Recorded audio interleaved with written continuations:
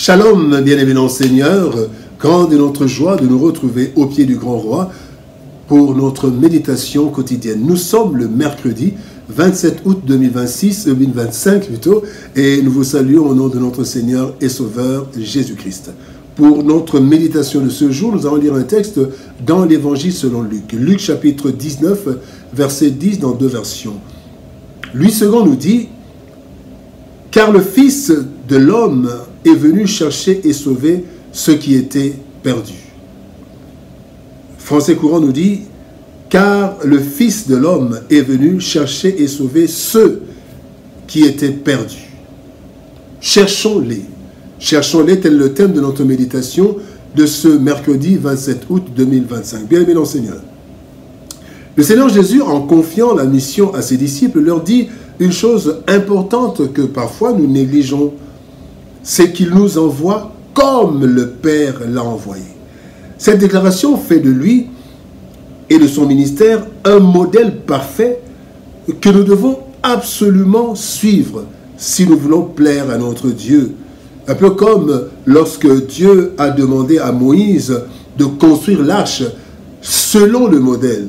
Il dit dans Exode chapitre 25 verset 9, « Vous ferez le tabernacle et tous ses ustensiles d'après le modèle que je vais te montrer. » Dans le texte du jour, bien-aimé, le Seigneur nous révèle un aspect qui semble négligeable, mais qui est très important pour l'accomplissement d'une mission fructueuse.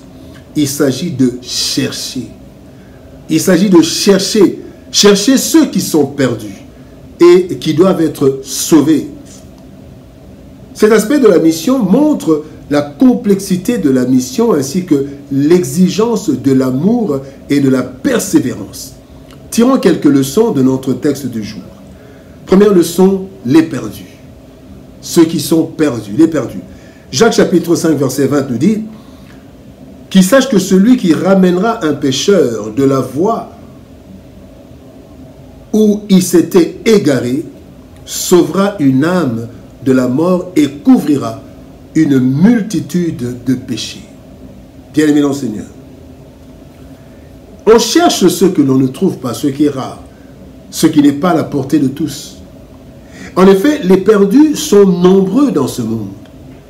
Certains scientifiques chrétiens estiment à 30% seulement le nombre de chrétiens. Et dans ces 30%, il y a encore ceux qui sont juste les chrétiens nominaux ou les chrétiens de nom. Bien-aimés, il y a trois principales catégories de perdus. Ceux qui sont perdus et que nous devons chercher. Il y a ceux qui sont malades sans l'ignorer, sans le savoir. Des malades qui s'ignorent. 2 Corinthiens 4,4 dit « Les incrédules dont le Dieu de ce siècle a aveuglé l'intelligence. » Ils croient faire de bonnes choses, ils croient être sur la bonne voie, mais en fait, ils ignorent qu'ils sont malades et que peut-être ils vont aller à la mort. Deuxième catégorie, ce sont les rebelles conscients. 2 Timothée 3,8 « Ces hommes s'opposent à la vérité, étant corrompus d'entendement, réprouvés en ce qui concerne la foi. » Donc, ils ne veulent pas.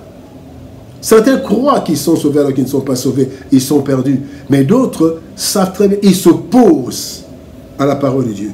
Et la troisième catégorie, ce sont les prisonniers de l'ennemi. Les prisonniers. Ce n'est pas l'ignorance, ce n'est pas qu'ils s'opposent, mais l'ennemi les a encerclés, les a emprisonnés. Luc 4,19, la Bible dit, pour proclamer aux captifs la délivrance. Donc il y a des captifs, bien aimés. Pour chercher et trouver ces brebis, il faut avoir un grand souci des âmes perdues et nous souvenir que nous aussi, nous étions perdus. Le deuxième point, bien aimé, une mission d'amour.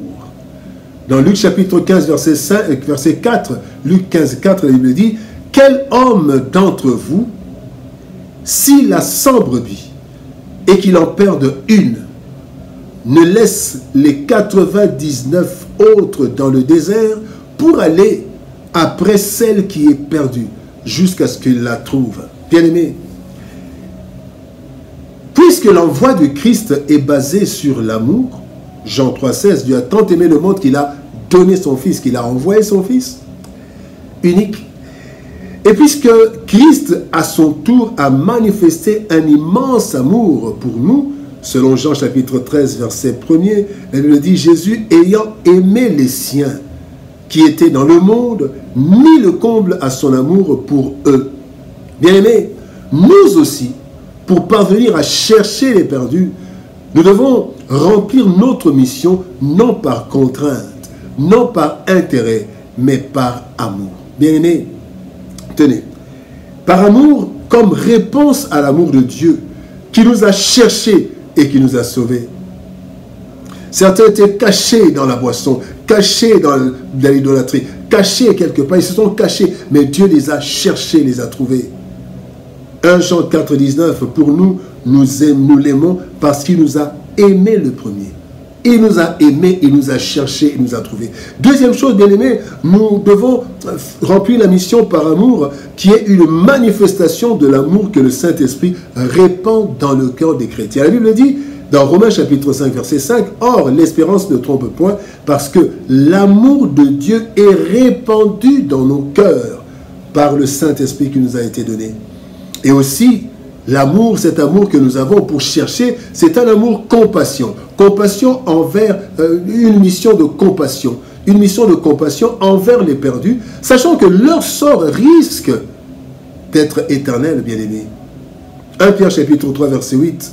Soyez tous animés des mêmes pensées, des mêmes sentiments, pleins d'amour fraternel, de compassion et d'humilité. Bien-aimés, c'est donc cet amour qui nous permettra de chercher les perdus et de persévérer devant les résistances et les moqueries, pourvu de les ramener au Christ par notre prédication et par notre comportement avec l'intervention du Saint-Esprit. Bien-aimés, troisième point, bien-aimés, une mission de sacrifice. Jean 15, 13 dit, « Il n'y a pas de plus grand amour que de donner sa vie pour ses amis. » Bien-aimés, Christ par amour s'est sacrifié pour nous.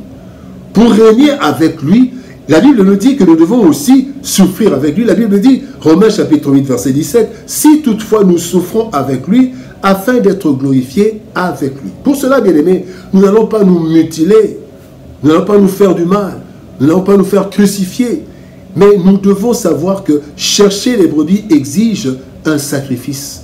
Pas comme celui du Christ, mais suivant son exemple, nous devons accepter le sacrifice de notre temps pour nous consacrés à la recherche des perdus.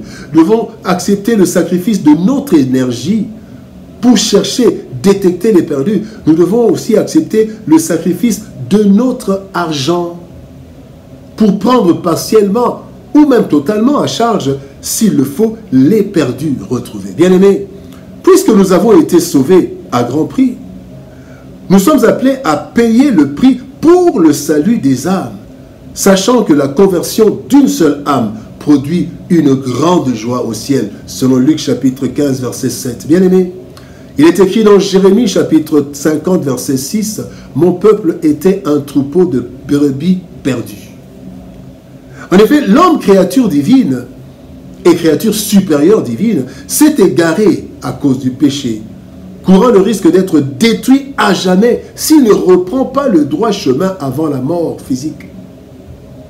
Pour qu'il ne soit pas perdu et détruit, Dieu a mandaté chacun de nous pour chercher les perdus. Après nous avoir cherchés et sauvés, il nous a mandaté chercher les brebis pour leur salut. Cette merveilleuse mission, bien-aimée, exige de l'amour et l'acceptation de sacrifices basés sur l'amour du Christ, ainsi que son sacrifice qui nous ont ramenés à lui.